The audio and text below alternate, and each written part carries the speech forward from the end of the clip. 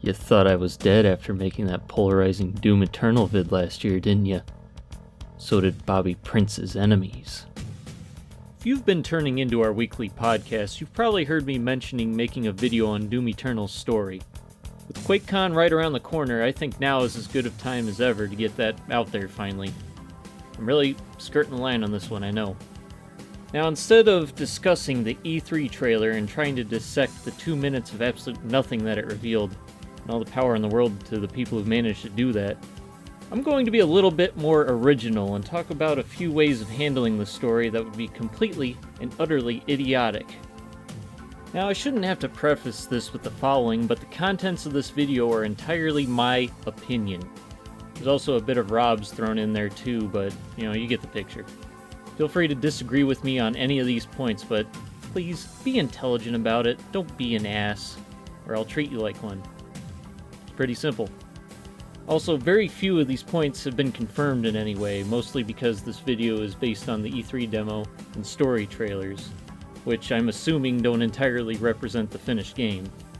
This is also not meant to be speculation in any way, just the start of conversation. Let's rip and tear. These are 5 crappy ways of handling Doom Eternal's story.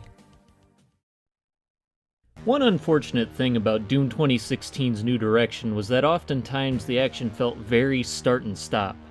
We mostly had the gore nest to thank for this, as well as id's tendency to have most of the game's action occurred in locked rooms or arenas instead of having more monsters start off on the map.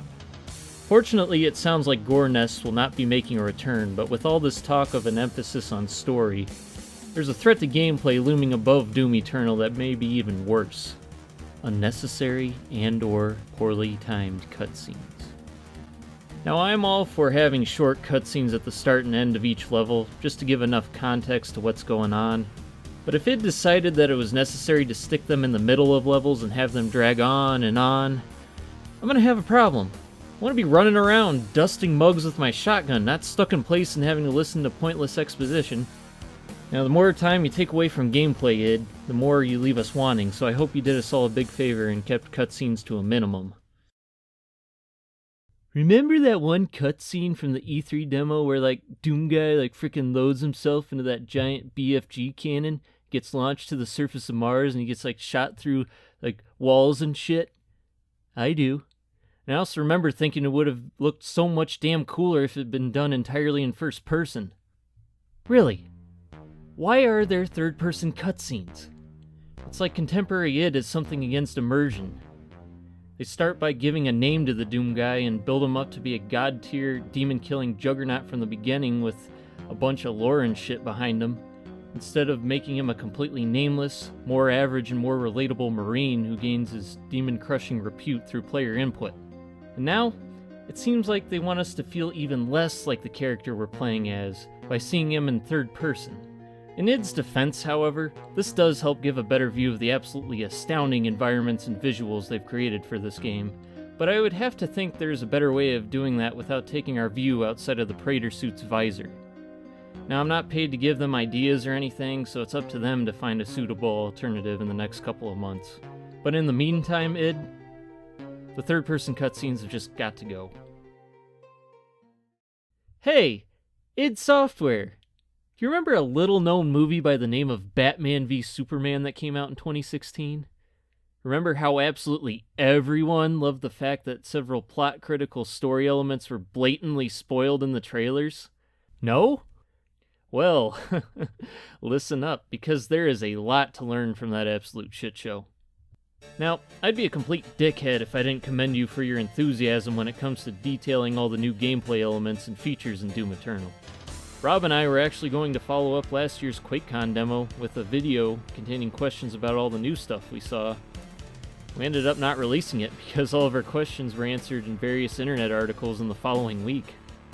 While your enthusiasm is good and helps garner interest in your product, a more restrained approach should be taken when discussing the story. I mean, if you really want the plot to matter in the end, there needs to be some level of surprise preserved for the day of release. Can't just go around answering every story-related question interviewers have or detail how each level is going to end. And thankfully you haven't. So just keep on the same track, id, and I think we'll all be thrilled by what Doom Eternal's story has to offer.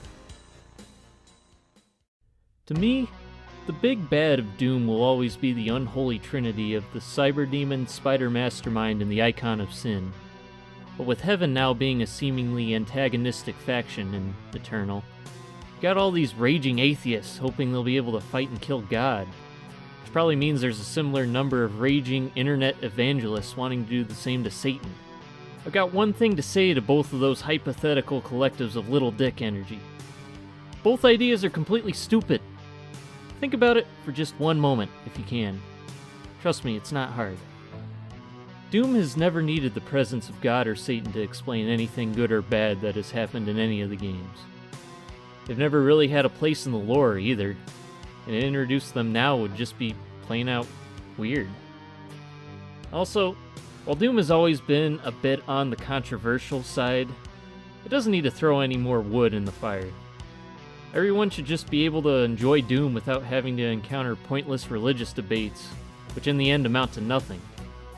Those only leave people pissed off, and honestly, it detracts from their enjoyment of the game. That's never fun. I'm going to be completely honest and say that I don't think God or Satan really have that high of a chance of appearing in Doom Eternal. I mean, not unless Philip Pullman or the writers of Lords of Shadow 2 are on the staff, but I don't think they are. Just a theory. Heaven and Hell are both bound to each produce their own antagonists, but it doesn't seem reasonable that it would have to be God and Satan. Alright, this point comes from Rob, and instead of trying to paraphrase what he said, I'm going to just read off the text message he sent me the other day while trying to correct for grammar and, other gibberish that's thrown in there. I'll do my best. I would add a section about not trying to tie in everything Doom related. I get that these new Doom games are supposed to take place in the same universe as the original Doom games. 2016 did a good job at handling that by not ever dwelling on it. If id wants to create a Doom universe, please don't try to make sense out of the previous games. Those games were made without the intent of having a story. If you try to make up some stuff to try to make those games seem like important chapters of the story, it just wouldn't make sense and it would be a waste of time. Doom has always been kinda tongue-in-cheek with its plot, and it shouldn't be taken as anything else. God forbid we get cutscenes or characters standing around explaining how when Doom Guy returned to Earth and found his pet rabbit, Daisy, on a stick, it was actually a ritual to summon something else both boring and uninteresting. And please, please don't tie this into the Doom movie no one wants. Absolute words of wisdom right there, Rob. Going on. What I'm trying to say is that I don't want Doom to become Kingdom Hearts, where the first game had pretty much no plot, and then they decided they needed an explanation for everything, and you end up with Kingdom Hearts 3, which has over 10 hours of cutscenes. Now, I know absolutely nothing about Kingdom Hearts. I don't know if that's hyperbole or not. Anyway, he continues.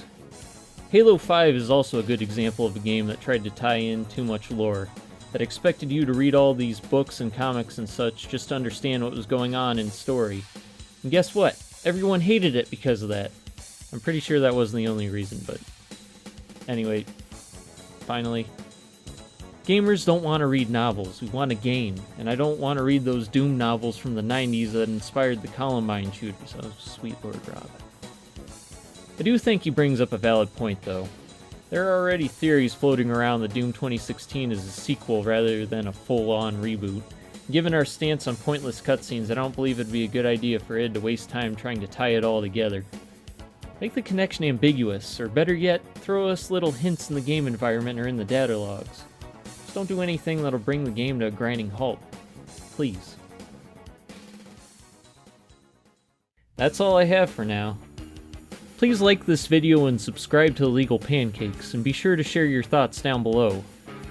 Now, if you're looking for a dissection of the story trailer and the artwork id has been slowly sending our way, check out Midnight's YouTube channel. He's been putting out video after video. It's insane. And although the story-related ones are kinda clickbaity, he means well and is very thought-provoking with his speculations. In other words, Midnight, please send some subs our way, friendo. I want to hit 100k subs by the time Half-Life 3 comes out. We'll be sure to bring Doom Eternal updates the week following Quake Con. But until then, this is just food for thought.